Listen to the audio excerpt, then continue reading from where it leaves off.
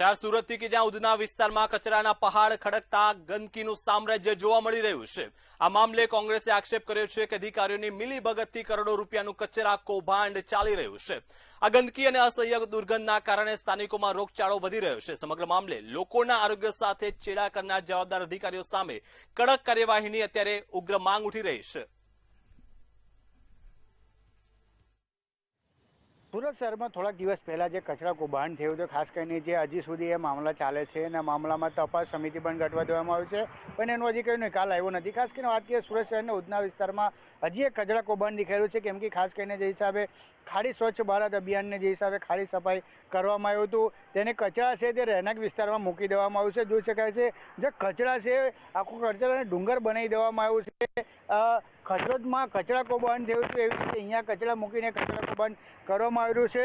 કોંગ્રેસના કાર્યકર્તા અહીંયા પહોંચ્યા હતા, એમની જોડે વાત કરશું। ખાસ કરીને શું નામ છે આપણું, ના આને પાછળ શું લાગે છે, શું થઈ શકે? હરીશભાઈ સૂર્યવંશી, સુરત શહેર કોંગ્રેસનો હું પ્રમુખ છું। અત્યારે એ ઉધના વિસ્તારમાં ભર્યા છે ટીપી સ્કીમ નંબર 1 લાગે છે। આ પ્રાઇવેટ માલિકીની જગ્યા છે, પણ સુરત મહાનગરપાલિકાનો જે કચરાકાંડ જે ખજોટનું આપણે લોકોમાં ચર્ચાઈ રહ્યું છે અને આજે સુધી એની કમિટી બી બનાવી છે, પણ આજ સુધી એનો નિર્ણય લેવો નથી આવ્યો। એક દાખલો જો પુરાવો છે કે આજે ભ્રષ્ટાચાર એ દેખાઈ રહ્યો છે। જ્યાંથી જે આ કચરો એ સંગ્રહ કરવામાં આવે છે, બાજી માટે ખાડી માટે કચરો સંગ્રહ કરવામાં આવે છે અને આના ઉપર બહુ મોટું ષડયંત્ર અને કુંભાટ કરવામાં આવે છે। એના જે ધારાસભ્ય છે મનુભાઈ પટેલ, તે મુખપ્રેક્ષ કરીને જોયે છે અને તેઓ પણ હપ્તાખોરીના અંદર કામના અંદર સંડવાયેલા છે। એના સ્થાનિક લોકો બી કોર્પોરેટર છે તે બી સંડવાયેલા છે અને આ જગ્યા ઉપર આ કચરાના ઢગલા લાવીને નાખવા તે બિલકુલ ગેરવ્યાજબી છે। આનાથી ઝેરીલા ગેસ ઉત્પન્ન થાય છે અને માનવ શરીર પર અને શ્વાસના રોગો થાય, બાળકો બીમાર પડે, એ પ્રકારેનું આ ખૂબ જ મોટું ષડયંત્ર છે અને એને દૂર કરવું તો આ પ્રમાણેનું કોન્ટ્રાક્ટરો અને અધિકારીઓની મિલીભગતને લીધે આ પરિસ્થિતિ ઉત્પન્ન થઈ છે।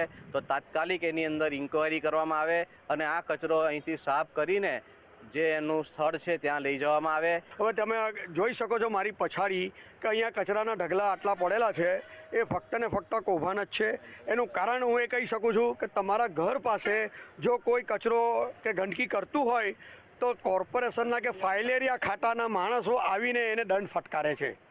જ્યારે એ લોકો આટલી વસ્તુ સોસાયટીમાં ફરીને જો ધ્યાન રાખતા હોય ને કચરાના ઢગલાના પ્રમાણે જો એ લોકો દંડ ફટકારતા હોય તો આવું મોટું કચરાના ઢગલા જે પતરાના શેડની અંદર છુપાવવામાં આવી રહ્યા છે, જ્યારે એ છુપાવવામાં આવતા હોય તો એનો મતલબ એ થાય છે કે કૌભાંડ થઈ રહ્યા છે। ઉધના વિસ્તારમાં એક બાજુ સ્કૂલ છે, એક બાજુ ઇન્ડસ્ટ્રી છે અને ત્રીજી બાજુ છે તે રહેણાંક વિસ્તાર છે, તેમાં આવી રીતે કચરા કૌભાંડ જે કચરાના ડુંગર બનાવી દેવામાં આવ્યું છે। હાલ તો કહી શકાય છે કે પાણીમાં જે મચ્છર હોય એનાથી કાઢવાથી બીમારી હોય, પણ રોડની બાજુમાં જે હિસાબે પાણી ભરેલું છે કચરામાં, કશે ને કશે એ પણ એક બીમારીનો ઘર જ છે। પણ સુરત મહાનગરપાલિકાને કોઈ પણ અધિકારી કે કર્મચારીને ધ્યાનમાં આવતું નથી અને જે હિસાબે આ કચરા જોઈને એવું લાગે છે કે જે મહાનગરપાલિકા કચરા કૌભાંડમાં બની હતી, આ પણ એક કચરા કૌભાંડ જ કરે છે, કેમ કે જે આ ખજોટ ડમ્પિંગ સેન્ટરમાં મૂકતે તો હજી મોટું દેખાતે ના કચરા કૌભાંડ હજી મોટું થઈ શકશે। એટલે આ ઉધના વિસ્તારમાં મૂકી દેવામાં આવ્યું છે અને રહેણાંક વિસ્તારમાં, એટલે જે અહીંયા રહેતા પબ્લિક છે, જે રહીશો છે, એમને ચિંતા વગર જ સુરત મહાનગરપાલિકાના જે પણ અધિકારી કર્મચારી છે અહીંયા કચરા મૂકવામાં આવ્યું છે, એમને ધ્યાને લેતા નથી ને અહીંયા જે સ્થાનિક છે હેરાન પરેશાન થઈ રહ્યા છે। તો કશે ને કશેમાં જે મહાનગરપાલિકાના અધિકારીઓ છે, જે કોન્ટ્રાક્ટર છે, એ મિલીભગત છે એવું દેખાઈ રહ્યું છે। કેમેરામેન સુએબ શેખ સાથે દીપક રાય, મંતવ્ય ન્યૂઝ, સુરત।